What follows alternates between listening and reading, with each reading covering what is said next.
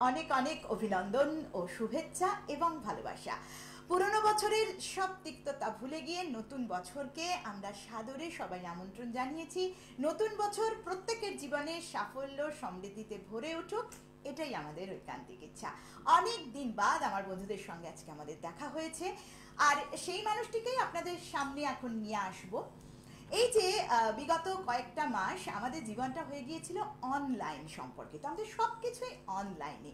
কেন বললাম কথাটা? কেননা আমরা তো অনেককেই দেখেছি যে তাদেরকে আর এই মুহূর্তে তাদেরকে খুঁজেই পাওয়া যাচ্ছে না, কিন্তু যাকে কেন্দ্র করে আমার এই মুহূর্তের অনুষ্ঠান, যাকে নিয়ে আমি এখন এসেছি আপনাদের সামনে, তিনি আপনাদের দীর্ঘ দীর্ঘ দিনের পরিচিত একজন জ্যোতিষ তান্ত্রিক।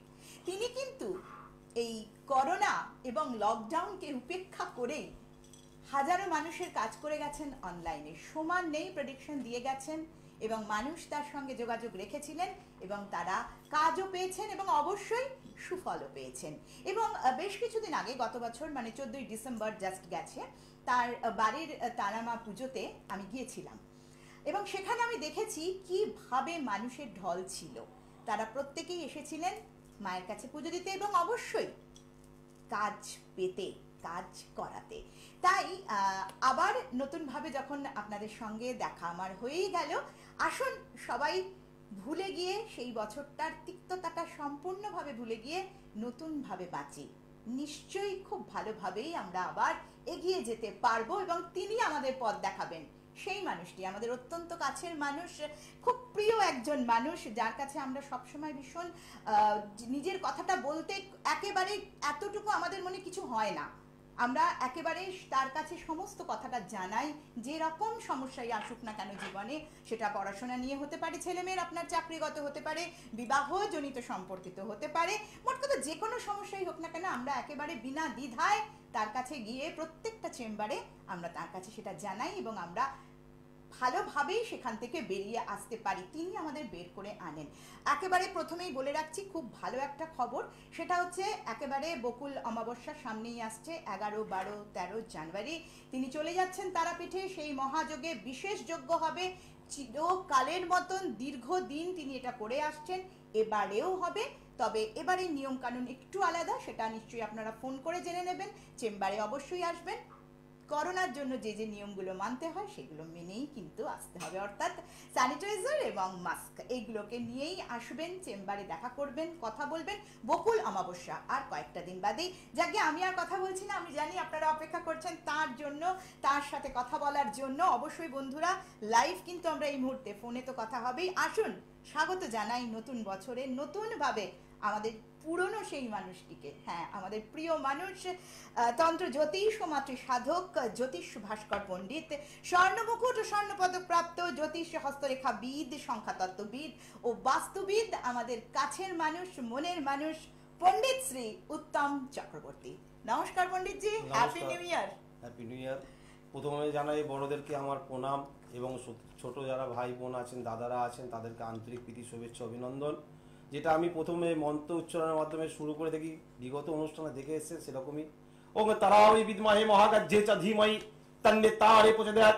ওম কামাখ্যে বরদে দেবী নীল পর্বত বাসিনী তং দেবী জগৎ মাতু জনি মুদ্রে নমস্তুতে।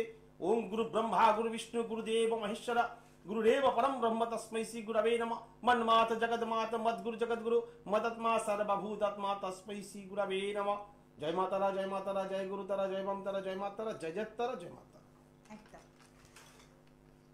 পণ্ডিতজি, যেটা আমি আমার বন্ধুদের বলছিলাম যে এই যে বিগত দিনগুলো আমরা কাটিয়ে এসেছিলাম, বন্দি দশা ছিল আমাদের, কিন্তু আপনার তো বন্দি দশা ছিল না মোটেই। প্রথমে একটা কথা বলি যে আমাদের 2020 সালটা, যেই কারণে আমি বিগত বছরও আমি কিছু ওই প্রেডিকশনে যাইওনি, আমি কিছু করিও নি এবং আমরা কেউ জানতামও না যে এরকম একটা ভয়াবহ অবস্থা ঘটতে পারে। হ্যাঁ, কিন্তু অনেক সময় দেখা যায় কি, অধিকাংশ সময়টা যেরকম আমরা যেই টাইমটা দিয়ে প্রচুর লোককে আমরা হারালাম এবং প্রচুর লোক যারা হসপিটালাইজ করলেন, আবার অনেকে মানে এই দশা অন্তর্দশা, আমি সবসময় দেখবেন একটা বলি না, গ্রহের ফেরে মানুষের ফেরে। ঠিক, আমরা যেরকম দেখেছিলাম যে এই করোনায় বিষয় হয়ে গেছিল, কিন্তু সেই মূল আবার 2021-এর পর থেকে কিন্তু দেখো সরকার আস্তে আস্তে আমাদের যেরকম রিলিফ দিয়েছে, আমরাও কিন্তু আস্তে আস্তে চেম্বারগুলো করছি। তবে কিন্তু আমার চেম্বারে একটু নিয়ম নিষ্ঠাভাবে আসার ব্যাপারটা আছে। যেরকম মাস্ক পরে আমার কাছে অবশ্যই আসতে হবে এবং আপনাকে স্যানিটাইজার করা হবে, আমার মেশিন ওখানে লাগানো রাখে চেম্বারে, এবং যেরকম স্যানিটাইজারের মাধ্যমে তারপরে আপনি আমাদের কাছে প্রবেশ করতে পারবেন। কারণ আপনারা ভালো থাকলে আমরাও ভালো থাকবো, 100 বার। এবং আমরা আমাদের ক্ষেত্রে যদি আমাদের কোনো প্রবলেম হয় তখন তো আমরাও আপনারও প্রবলেম হয়, আপনারা খুঁজে আমাকে পাবেন না। কিন্তু আমি সেই কারণে বলি যে সব সময় যে প্রতিটা মুহূর্ত আমাদের কিন্তু একটা করে শিক্ষা দিয়ে যায়, এটা কিন্তু আমাদের একটা শিক্ষা দিল। ভীষণ রকম।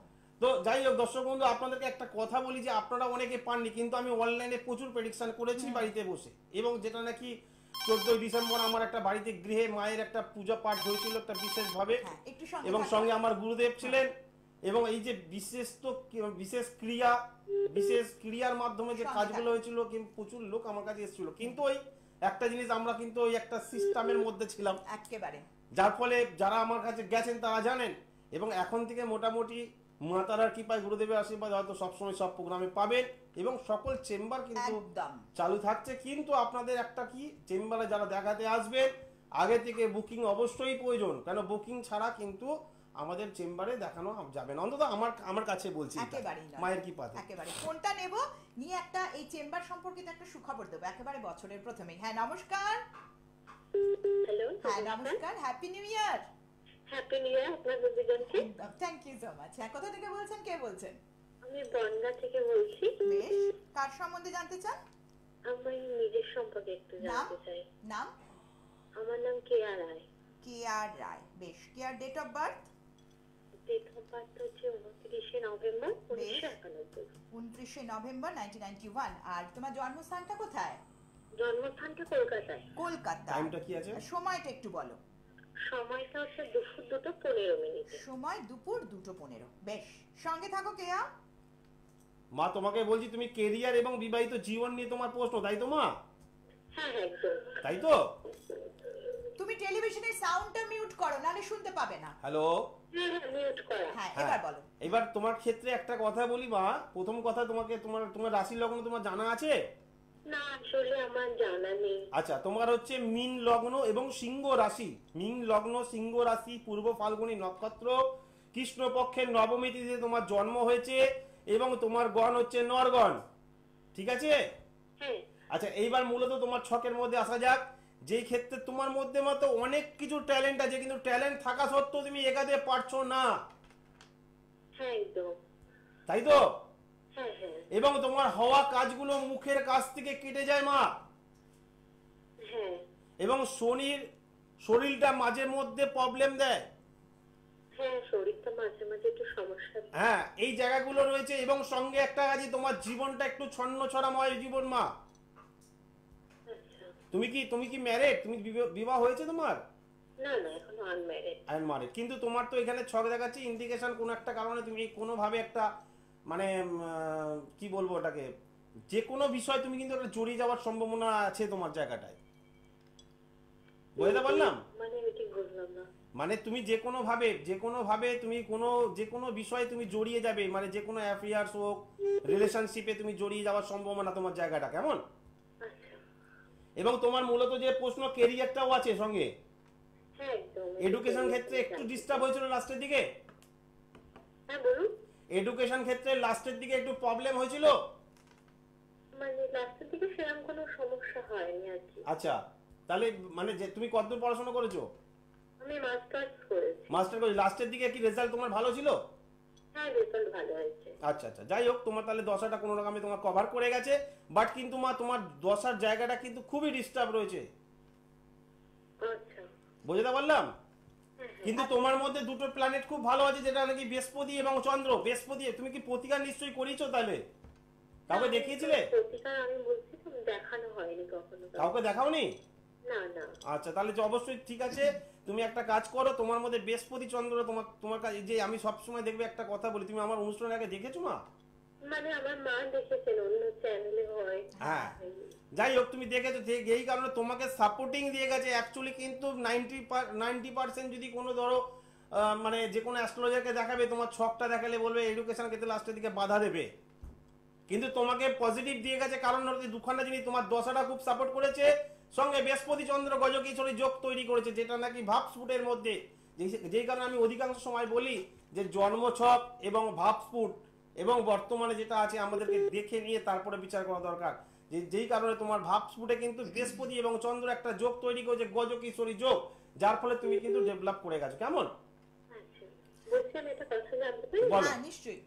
হ্যাঁ, বলছি যে মানে আমি কিছু জবের চেষ্টা করছি, যদি একটু বলেন দাদা। জবের ক্ষেত্রে তুমি মা অবশ্যই একটা তুমি গমের ধারণ করো। আমি তোমাকে বলে দিলাম স্টোনটা এখনই, তুমি একটু গমেরটা অবশ্যই যদি পারো একটু ধারণ করো, ধারণ করলে কিছুটা রেজাল্ট তুমি পাবে। বুঝতে পেরেছো? আচ্ছা, মানে মোটা- চাকরির জন্য চেষ্টা করছি। চেষ্টা কতটা করছো কি কিন্তু করতে হচ্ছে না তো। পারি? আমি তোমাকে প্রথমেই বলে গেলাম, প্রথমে বললাম তো। হ্যাঁ হ্যাঁ হ্যাঁ। তাহলে তুমি একটু যোগাযোগ করে নাও কেয়া। কারণ এখন তুমি পণ্ডিত শ্রী উত্তম চক্রবর্তীকে আমি একটু আগেই বলবো, একটু পরেই সমস্ত চেম্বার, তাছাড়া তুমি তো টেলিভিশনের পর্দায় স্ক্রলে দেখতে পাচ্ছ, তুমি একটু যোগাযোগ করে নাও। আর আরেকটা কথা আমি তোমায় জিজ্ঞাসা করছি, এই যে পণ্ডিতজি তোমাকে বললেন যে তোমার আরেকটা সম্পর্ক বা কিছুর মধ্যে তুমি জড়িয়ে যেতে পারো, তুমি এটার কি কিছুটা হলেও ইঙ্গিত পাচ্ছ? হ্যালো? এটা বলা ঠিক না, এই জন্য আমি হ্যাঁ। বললাম আমি যে এই সব জিনিসগুলো বলা হ্যালো, যায় না। তুমি কি আছো আমাদের সাথে? হ্যাঁ, বোঝাই যাচ্ছে যে ইঙ্গিতটা পেয়েছে, দেখো একটা জিনিস, কানেকশনটা এসে গেছে। এগুলো হ্যাঁ। বলা যায় না, তথাপি সেটাই। আমরা একটা কাজ, সেটাই। আমরা কানেকশন গুলো পাই দেখে একদম, বলতে পারি। হ্যাঁ। আর আমার কাছে একটা জিনিস দর্শক বন্ধু আপনাদের হ্যাঁ, বলি, একটু যেটা সঙ্গে থাকুন। বাস্তব, হ্যাঁ, যা বাস্তব তাই চিরন্তন। একদম। আমি কিন্তু বলবো না যে আমি করোনা আসতো জানতাম এরকম ব্যাপার নেই। বাস্তবটাকে নিয়ে আমাদের চলতে হবে দর্শক 100 বার, বন্ধু। 100 বার। তাহলে আমাদের বাস্তব পরিস্থিতি যেরকম নিয়ে গেছে, আমরা সেরকম ভাবে কিন্তু আমরা অগ্রগতি হয়েছি, সেভাবে এগিয়েছি। আমরা যেরকম ওই সময় অনলাইন প্রেডিকশন করতে বাধ্য হয়েছে, অনলাইনে মাধ্যমে প্রেডিকশন হয়েছে, প্রচুর প্রেডিকশন করা হয়েছে, এবং অনলাইনে তারপরে কি হয়েছে, তারপরে ডাকা হয়েছে, যখন দেখা গেল একটুখানি নর্মাল সিচুয়েশন আসলো, তখন কিন্তু আস্তে আস্তে আমরা বললাম যে আপনারা এবার থেকে চেম্বারে পাবেন। তারপরে চেম্বারে আসা শুরু হয়েছে। সেটাই। হ্যাঁ, নমস্কার, নমস্কার, হ্যাপি নিউ ইয়ার। আমি হ্যাপি নিউ ইয়ার। কোথা থেকে বলছেন, কে বলছেন? আমি হ্যাঁ, শ্যামনগর থেকে বলছি। কোথা থেকে? শ্যামনগর। আচ্ছা, কার সম্বন্ধে জানবেন? আমার ছেলের সম্পর্কে জানতে চাই। ছেলের নাম? নম্বর হ্যাঁ, প্রেমিক মজুমদার। আচ্ছা, ওর ডেট অফ বার্থ বলুন। 1996, 27 জানুয়ারি। 2nd জানুয়ারি 1996। 27, হ্যাঁ হ্যাঁ, আমি শুনতে পাচ্ছি না। 1996, 27 জানুয়ারি। 27 জানুয়ারি, বেশ। হ্যাঁ, ওর জন্মস্থান কোথায়? ব্যারাকপুর। ব্যারাকপুর। আর জন্ম সময়টা বলুন। 11:20 সকাল। সকাল 11:20। বেশ বেশ, সঙ্গে থাকুন। 11:20। হ্যাঁ, সকাল 27 আচ্ছা, 196। হ্যাঁ, সঙ্গে থাকুন। বলছি মা, কি বার? সোমবার জন্ম ছিল, সোমবার। না, তো শনিবার। 27 জানুয়ারি 1997 তুমি বললে তো? 96। 96। 96, 96। 96। হ্যাঁ, সঙ্গে থাকুন। হ্যাঁ, 27/1/96। হুম। 96।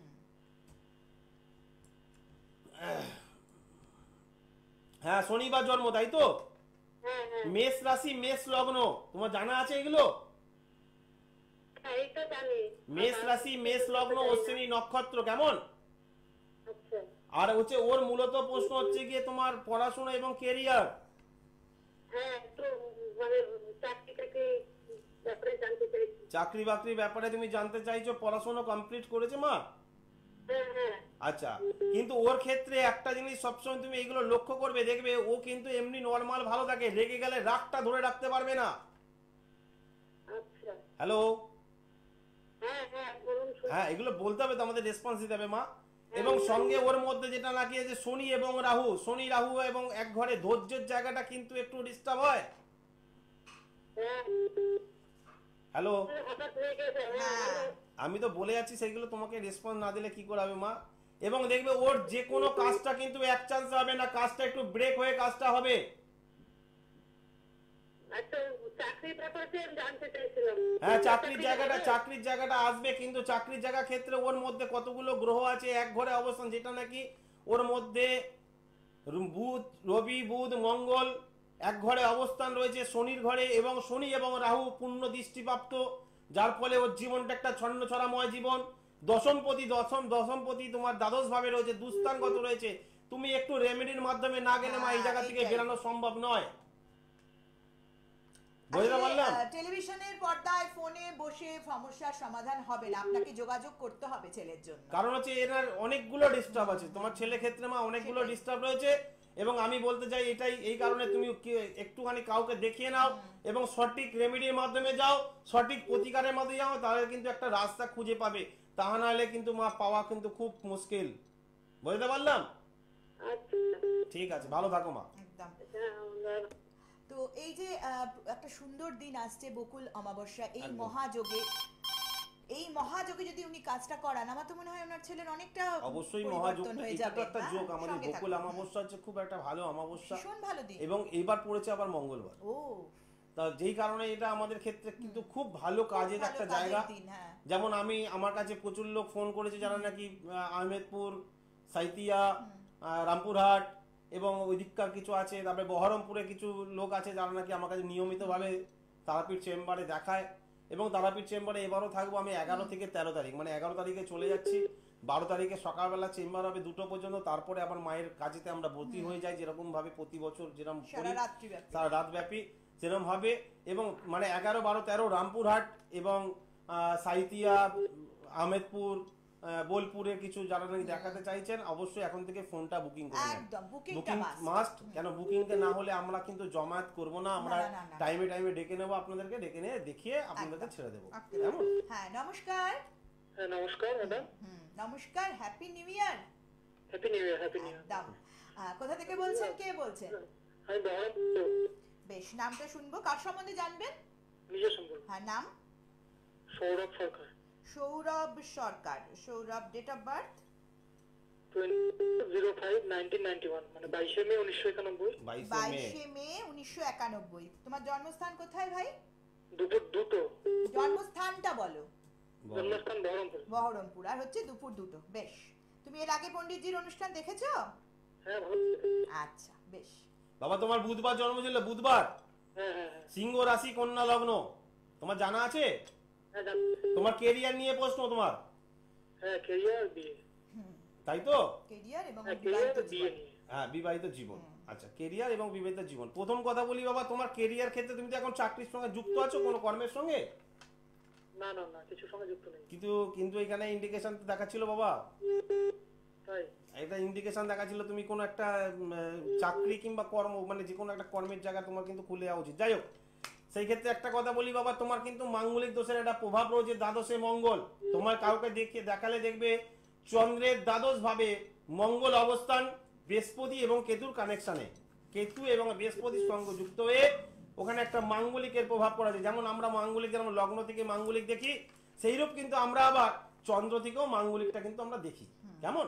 যেই কারণে তোমার একটা মাঙ্গলিকের প্রভাব রয়েছে। তবে বাবা তোমার কর্মের জায়গাটা মোটামুটি খুলে যাওয়া উচিত ছিল, কিন্তু বর্তমান সময়টা কিন্তু আরো একটু ডিস্টার্বের মধ্যে যাবে। বুঝতে পারলাম? আচ্ছা আচ্ছা। মানে তোমার একটা চান্স এসছিল, তুমি চান্সটা হয়তো কাজে লাগাতে পারোনি। মিস করে গেছে। না, এরকম কিছু পাইনি আমি এখনো। যাই হোক, তোমার একটা কোন একটা কানেকশন হয়তো হয়েছিল। যাই হোক, তুমি একটা কথা বলো তো বাবা, দেখো তো রিং ফিঙ্গারের কাছে তোমার দুখানা রেখা ক্রস হয়ে গেছে।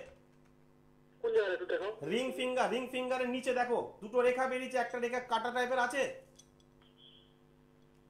না, ওরকম তো নেই। ভালো করে দেখো বাবা, থাকতেই হবে। দেখো দুটো রেখা, একটা একদম হ্যাঁ একদম হালকা করে গিয়ে ক্রস টাইপের হয়ে গেছে।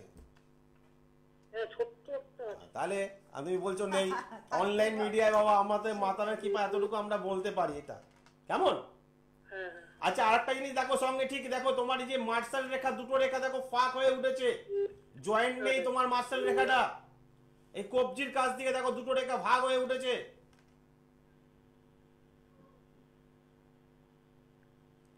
হ্যাঁ হ্যাঁ, ভাগ হয়ে আছে। সৌরভ, আর সময় নষ্ট করো না ভাই, ইমিডিয়েট যোগাযোগ করো। তুমি যদি পারো বাবা তারাপীঠে একবার চলে আসো, তারাপীঠে আমি থাকবো, অবশ্যই তুমি দেখিয়ে নাও, এখন থেকে বুকিং চলছে। যদি পারো রেমেডি করাও, আমি তোমাকে প্রতিকার করুন।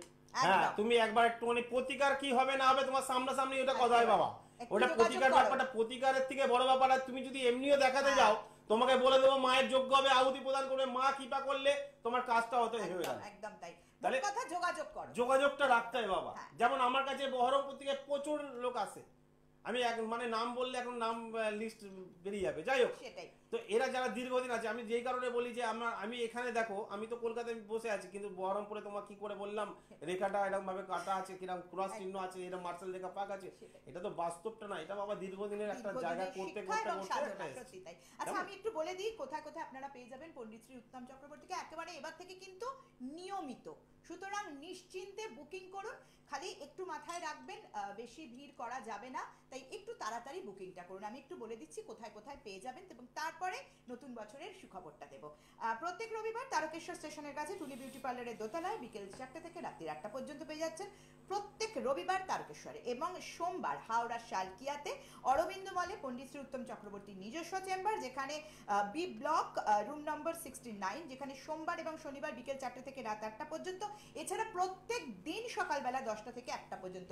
আর অরবিন্দ মল এমনই একটি জায়গায় শালকিয়া, যেখানে হাওড়া স্টেশন থেকে আসা বা যে কোনো জায়গা থেকেই আসাটা খুব সোজা, খালি একটু যোগাযোগ করে চলে আসুন। প্রত্যেক দিন সকালবেলা পেয়ে যাচ্ছেন হাওড়া শালকিয়া অরবিন্দ মলে সকাল 10টা থেকে দুপুর 1টা পর্যন্ত। মঙ্গলবার দিন পেয়ে যাচ্ছেন মেদিনীপুর একান্ত অপন লজে, মেদিনীপুর কেরানীতলা পশ্চিম মেদিনীপুরে 12টা থেকে 4টে পর্যন্ত। দ্বিতীয় সপ্তাহে পেয়ে যাচ্ছেন বাঁকুড়া কেশব ভবন, বাঁকুড়া লালবাজার মোড়ে সেন্ট্রাল ব্যাংক অফ ইন্ডিয়ার দোতলায়। চতুর্থ সপ্তাহে পেয়ে যাচ্ছেন কৃষ্ণনগরে, বুধবার দিন ব্যারাকপুর শুভম জ্যোতিষ কার্যালয়, ব্যারাকপুর চিড়িয়া মোড়, শান্তি বাজার ইউবিআই এটিএম কাউন্টারের দোতলায়। এবং বৃহস্পতিবার পেয়ে যাচ্ছেন ভাগ্যজ্যোতিতে পেয়ে যাচ্ছেন প্রত্যেক বৃহস্পতিবার সিথির মোড়ে, বম্বে ডাইং শোরুমের একেবারে দোতলায় আরবিটি স্কুলের কাছে। এবং শুক্রবার পেয়ে যাচ্ছেন সোনারপুর জ্যোতিষ ভবন চেম্বারে, সোনারপুর রেজিস্ট্রি অফিসের একদম পাশে। প্রত্যেক মাসে পেয়ে যাচ্ছেন হোটেল ময়ূক মালদা রথবাড়ি মোড় বাজার কলকাতার একদম পাশে। এছাড়া অমাবস্যার মোক্ষম যোগে সবসময় যে কোনো পীঠস্থানে কিন্তু তিনি যান এবং আপনাদের জন্যই যজ্ঞ করেন। যেমন 11, 12 এবং 13ই জানুয়ারিতে পেয়ে যাচ্ছেন বকুল অমাবস্যার মহাযোগে তারাপীঠে। বকুল অমাবস্যার এই বিশেষ দিনটি কাজে লাগান বন্ধুরা, পেছনের কথা ভুলে যান, যেটা হয়ে গেছে হয়ে গেছে, এবার কিন্তু আমাদের ভালোভাবে সুস্থভাবে বাঁচতে হবে, আর বাঁচতে গেলে পণ্ডিত শ্রী উত্তম চক্রবর্তীর সান্নিধ্যে আমাদের আসতেই হবে। আমরা একেবারে অনুষ্ঠানে শেষ, তবে এই মুহূর্তে আমি একটা কথা বলি, যে যেটা নাকি বলছি বকুল অমাবস্যাটা, বকুল অমাবস্যা তিথি এবং যাদের নাকি আমার কাছে যারা দেখাতে আসে, আমি কিন্তু মানে জ্যোতিষের কিছু ব্যাপারগুলো দেখে বিচার করি, যেরকম কি জ্যোতিষের নবতারা চক্রেতে কোন কোন নক্ষত্র পেলে এই যোগগুলো করানো হয় সেইগুলো কিন্তু বলে তারপর আমরা এই আজকে প্রোগ্রাম শেষ, তো এই মুহূর্তে আর বলতে পারছি না বিবরণটা। নিয়মিত এখন প্রোগ্রাম পাবেন, এবং জ্যোতিষটা যে সত্য এবং বাস্তব সেটা কিন্তু প্রতি মুহূর্তে আমাদের বুঝিয়ে দিয়ে যায় একদম। তো যাই হোক, যারা নাকি বকুল অমাবস্যা যেতে পারছেন না তাদেরকে বলবো কালী মন্দিরে গিয়ে অবশ্যই মাকে 108 জবা ফুলের মালা দিয়ে এবং 5 রকম ফল দিয়ে মিষ্টি সমেত ধূপ মোমবাতি দিয়ে পুজো দেন, অবশ্যই ভালো হবে। সবার মঙ্গল হোক, মা মঙ্গলময়ী মঙ্গল করুক। ওং দেব্যাতি দেবী সত্যাং স্থলতমা ইমামহি ক্লেশাতিনং ঐশ্বর্যং সকলং লদিষ্যদে। ওং শান্তিহি ওং শান্তিহি ওং শান্তিহি। দূর আর দূরে নেই অচেনা আচেনা, তাই অচেনাকে জানতে প্রান্তে বা সীমান্তে চোখ থাকবে শুধুমাত্র সৃষ্টিতে, কারণ সৃষ্টি টেলিভিশন এখন উপলব্ধ সমস্ত MSO-তে, analog and digitally. Log on www.zengatv.com.